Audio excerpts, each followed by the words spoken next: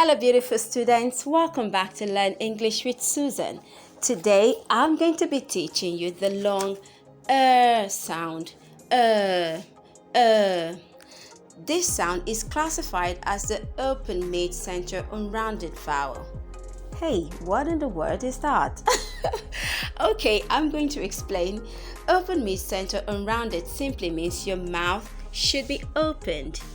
You have to open your mouth and place your tongue at the center of your mouth. Now your tongue has to be tense, just a little bit. Unrounded vowel means your lips should be relaxed and stretched, not rounded, and you go Examples of words with the sound are words with IR like dirt, dirt, first, first, girl, girl.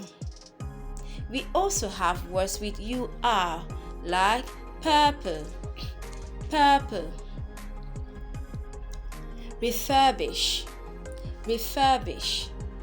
We have words with ER like serve, serve, person, person,